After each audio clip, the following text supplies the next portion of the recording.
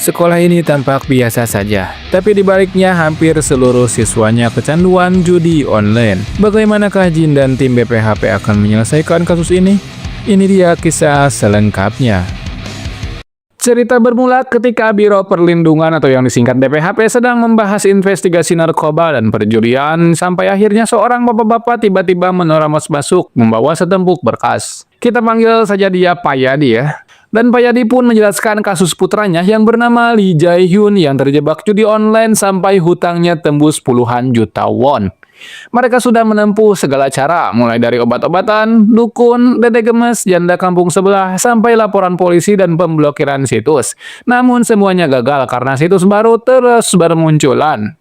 Lebih parahnya lagi, Pak Yadi sampai dipermalukan rentenir di kantor dan kehilangan posisi kerjanya. Pak Yadi bahkan menambahkan kalau anaknya ini sudah hilang dari rumah dan ia tidak tahu apakah Jae-hyun masih hidup atau tidak. Setelah mendengarkan kesaksian itu, Biro pun langsung mengirim agen Ucup menyamar sebagai murid pindahan di SMA Nawon. Di dalam kelas itu suasana judi online ternyata sudah sangat terang-terangan sampai murid-murid tanpa malu berteriak-teriak menyebutkan kata skater dan sebagian siswa ada yang berhasil jackpot sehingga cuan WD-nya sangat banyak. Menariknya, ketika Ucup pura-pura penasaran dan ingin diajari, Song Bin justru menjelaskan dengan istilah yang berbeda. 여기 가입하고 추천인 코드에 내 아이디 적으면 꽁멍이 더 줘. Song Bin sengaja menggunakan istilah game untuk membungkus judi online supaya remaja tidak merasa bersalah saat bermain. Dan disinilah ia mulai menjerat Ucup lewat bonus pendaftaran dan kode referral seperti yang ia lakukan kepada Jae-hyun.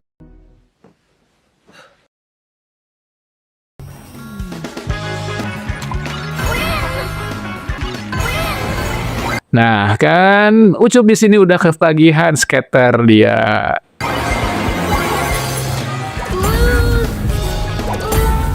Setelah Ucup nyoba ngedepo, mereka sengaja membiarkannya menang dulu sebelum kalah beruntun sampai saldo habis. Tetapi di titik itulah Song Bin menawarkan strategi menuju masa depan suram, yaitu menggandakan taruhan setiap kalah supaya satu kemenangan saja bisa menutup semua kerugian. Saat Ucup butuh modal, Song Bin pun dengan IQ 55-nya langsung menghubungi rentenir. Inilah jebakan sebenarnya. Soalnya dari pinjaman 1 juta won yang agen Ucup minta, uang yang masuk hanya 800.000 karena langsung dipotong bunga awal 20%. Lebih parahnya lagi, dengan bunga harian 3% hutang itu akan membengkak menjadi 2,4 juta. 19 juta dalam 100 hari sampai 48 miliar won dalam setahun. Waduh. Karena nomor orang tua Ucup sudah dicatat oleh rentenir, panggilan penagihan pun masuk ke Handrim yang didaftarkan sebagai ibunya. Handrim sengaja memancing penagih dan menolak membayar agar BPHP bisa melacaknya sampai ke bandar. Tapi sialnya saat pengawasan dimulai, Handrim justru teralihkan oleh ibu-ibu tukang tetiok boki di pinggir jalan. Sehingga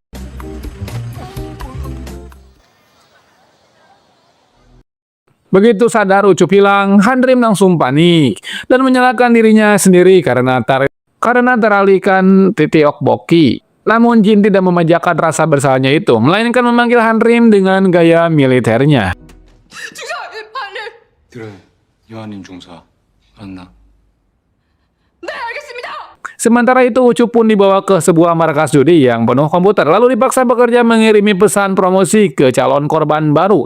Saat ia diam-diam mengetik "aku diculik" di salah satu layar pun, Jae-hyun yang juga ada di sana langsung memperingatkannya kalau seluruh tempat ini dipantau oleh CCTV. Dan para gangster judul selalu mengawasi lewat monitor sehingga pesan itu terkirim mereka pasti langsung ketahuan. Sialnya akibat perbuatan Ucup tadi, jadi Jae-hyun lah yang justru dihajar habis-habisan oleh para gangster karena dianggap meninggalkan pekerjaannya. Karena jalur biasa sudah terputus, Ucup pun memanfaatkan kesempatan lain saat ia mendengar bos mengeluh kalau server Kamboja mereka sedang error.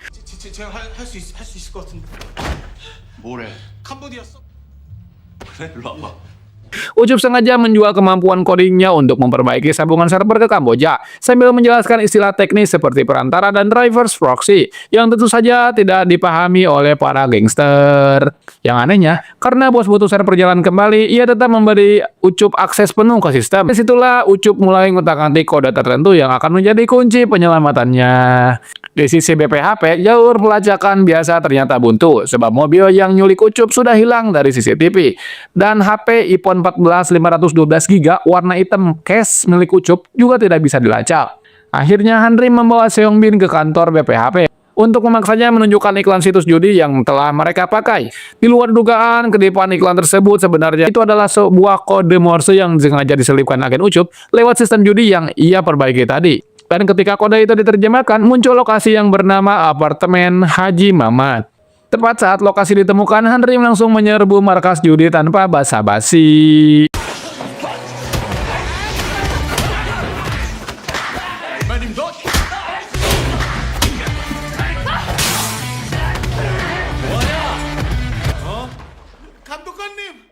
Ucup pun berhasil diselamatkan dan Jin langsung mengincar target utama, yaitu bos jaringan judi ini.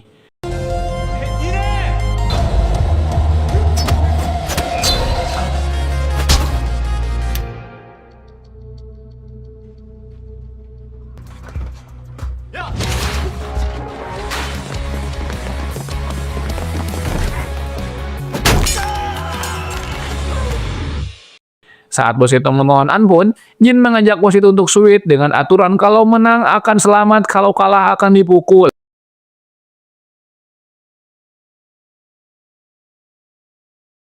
Permainan berjalan, bos akhirnya sadar kalau apapun yang ia pilih, ia tetap kalah. Dan itulah pesan yang ingin Jin sampaikan, persis seperti yang bos lakukan kepada korban judinya, yaitu permainan yang dari awal memang sudah dirancang untuk membuat orang kalah. 일대 한죄. 님 가슴에 못을 박은 죄.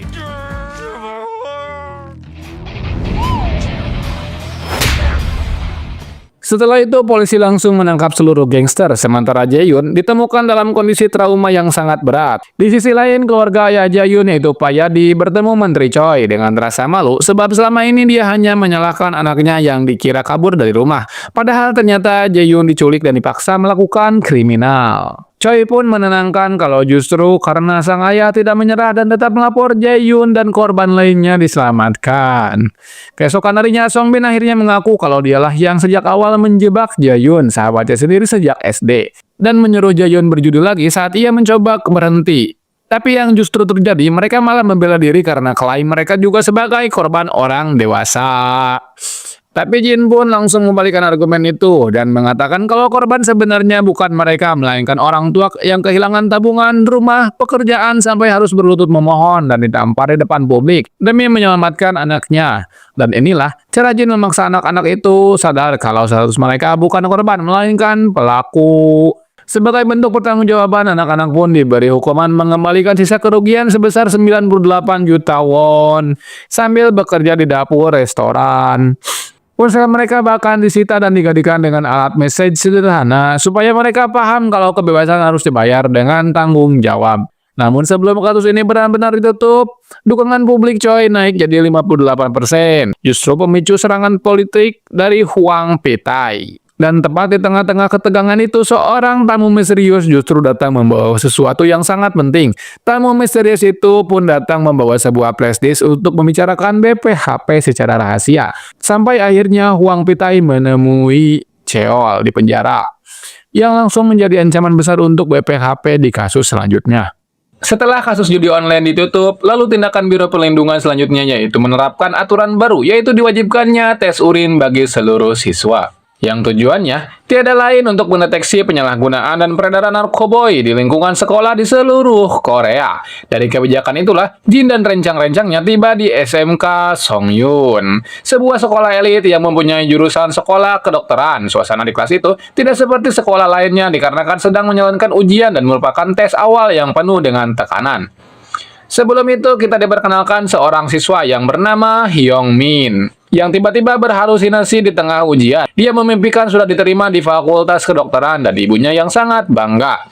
Namun fantasi itu langsung dipatahkan oleh kenyataan. Saat Jin dan timnya tiba di ruangan ujian, Yeonmin sudah ngefly parah, terlihat dari mata enaknya dan hidungnya yang mengeluarkan darah.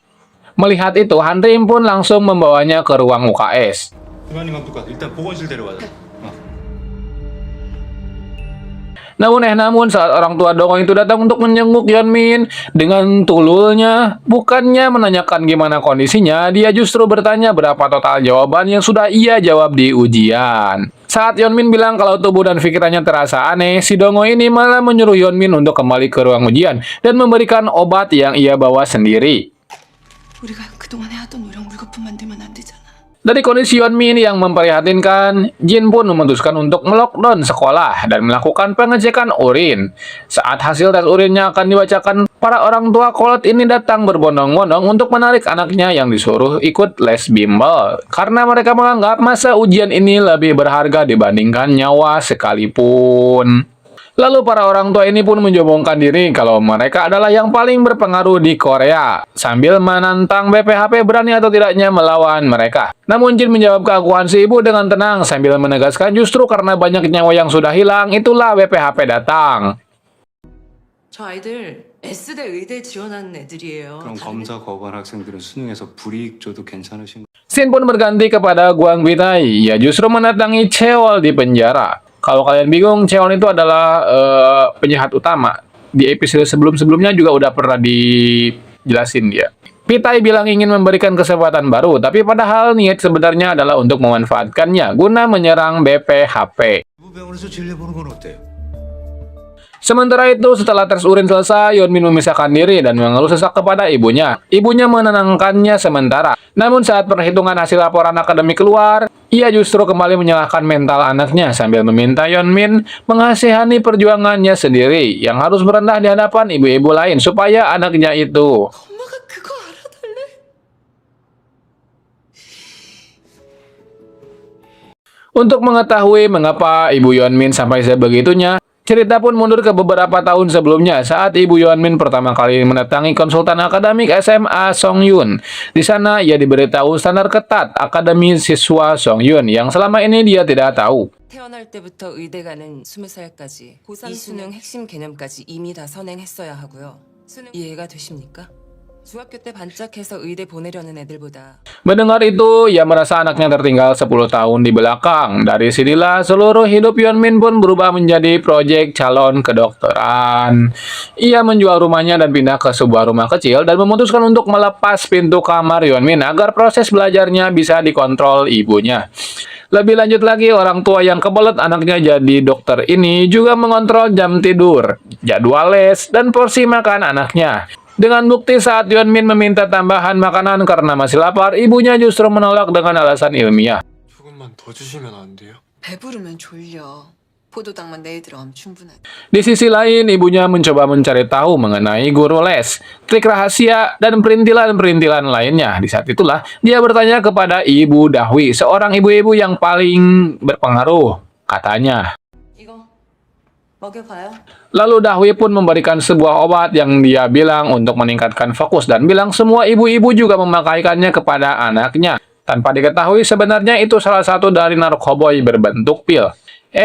Bukannya curiga dengan obat itu, orang tua egois ini langsung memberikannya kepada anaknya itu. Dan dari titik inilah pintu paling kotor dalam pendidikan anak terbuka.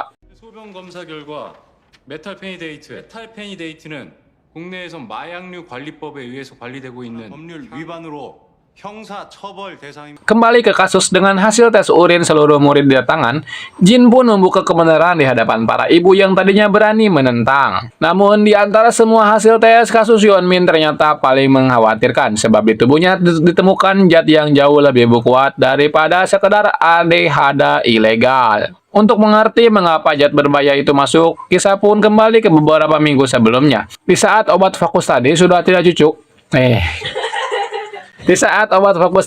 tidak cukup lagi membuat nilai Yeonmin naik, ibunya pun masuk ke percakapan gelap di komunitas online, mencari obat yang paling efektif sampai akhirnya ia ditawari sesuatu yang disebut dengan obat peringkat 1 kedokteran.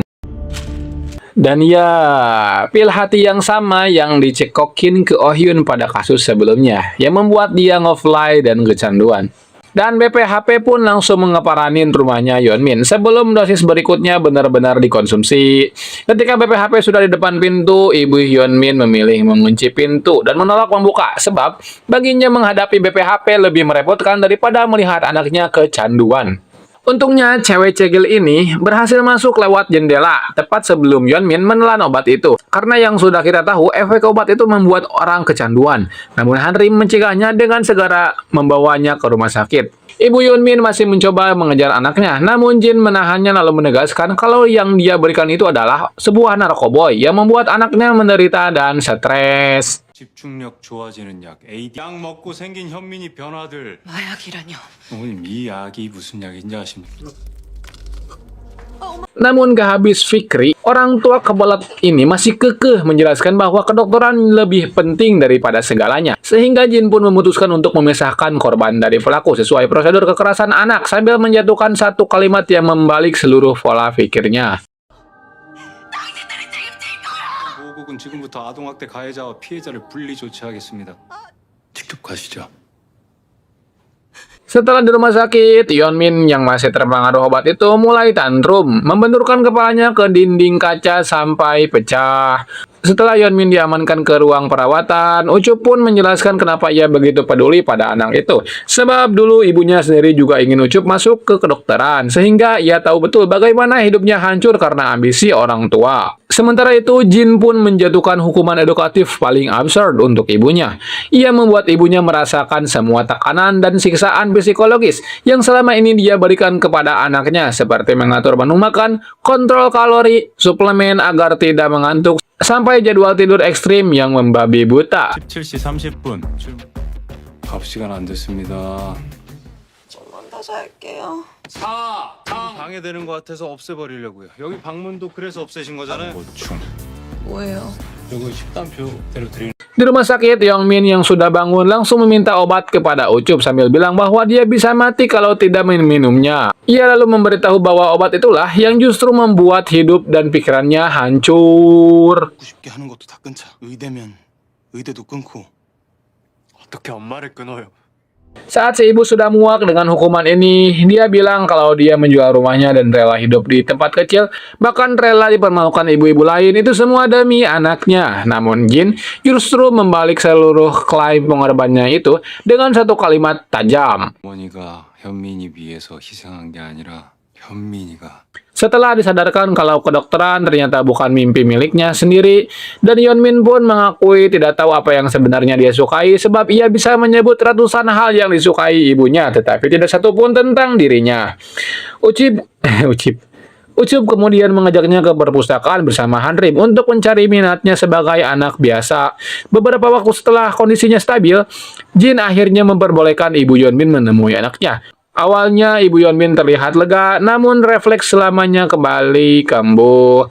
Saat ia datang, ia langsung menanyakan kembali soal belajar dan ujian. Tepat di titik itulah Yeonmin mengucapkan kalimat yang selama bertahun-tahun dia simpan sendirian. Ia menegaskan kalau dirinya tidak mau lagi hidup tanpa tujuan dan hanya menuruti perintah ibunya.